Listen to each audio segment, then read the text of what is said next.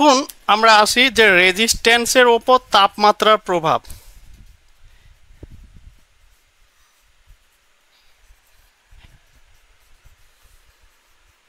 এখানে একটা সূত্র শিখব, তাপমাত্রার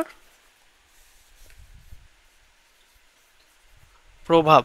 হ্যাঁ, আর তোমাদের কি মনে হয় যে 0 ডিগ্রি সেলসিয়াসে একটা পদার্থ যে পরিমাণ রেজিস্ট্যান্স দেখাবে 100 ডিগ্রি সেলসিয়াস তাপমাত্রাতে গিয়েও সে সেম রেজিস্ট্যান্স দেখাবে? না স্যার। অথবা 50 ডিগ্রিতে, 300 ডিগ্রি? কখনোই না। অর্থাৎ তাপমাত্রা কমলে বা বাড়লে অবশ্যই রেজিস্ট্যান্সের মান কম বা বেশি হতে পারে। তো যদি পদার্থটি কন্ডাক্টর হয়, কি হয়?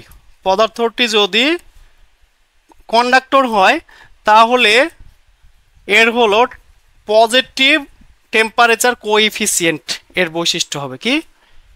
অর্থাৎ তাপমাত্রা যদি বাড়ে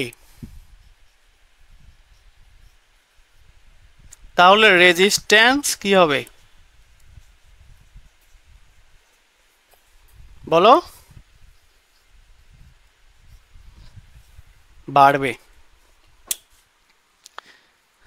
তাপমাত্রা বাড়লে কি হবে বলো? আর এই কথাটাকে কি বলা হয়? পজিটিভ। এই কথাটাকে কি বলা হয়? পজিটিভ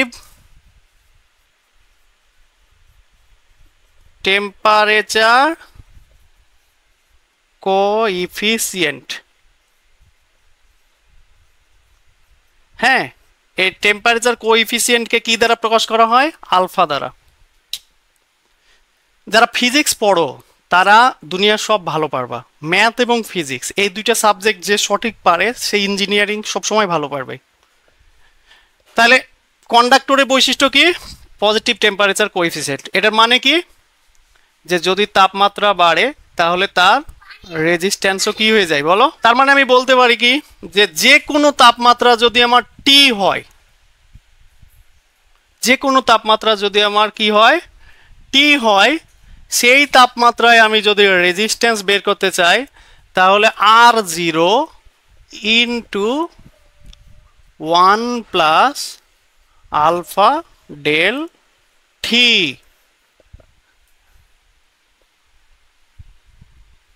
এখানে টি না দিই, এটা T2 দিলাম, যে কোনো তাপমাত্রা, কারণ ওখানেও টি দিচ্ছি তো ওটা টি দিলেও সমস্যা নাই।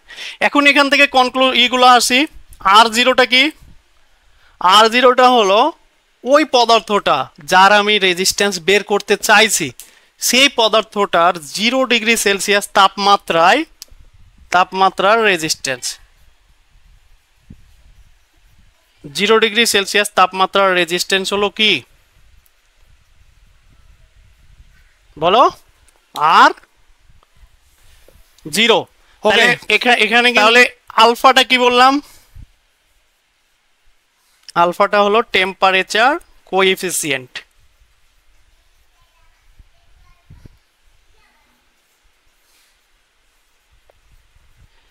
এটা লাইক অ্যাজ এ রোটা কি? রোটা ছিল যে পদার্থের বাধা দেওয়ার বৈশিষ্ট্য। আর আলফাটা কি? যে পদার্থটা তাপমাত্রায় কেমন রিয়াক্ট করবে। যদি আমি বলি যে লোহা তাপমাত্রায় যেরকম থাকবে, আমার এই চামড়া কি তাপমাত্রায় সেরকমই থাকবে? না না না, কখনোই থাকবে না। অথবা আমার এই কলমটা, অথবা আমি নিজে, প্রত্যেকটা জিনিসের তাপমাত্রায় রিয়াক্ট করবে ভিন্নভাবে না? সেই রিয়াকশনটা নির্ধারণ করবে কে? আমার আলফা।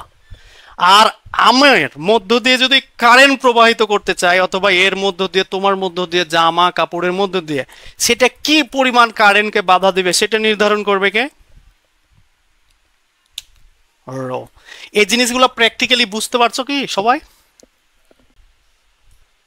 ডেলটি হলো তাপমাত্রার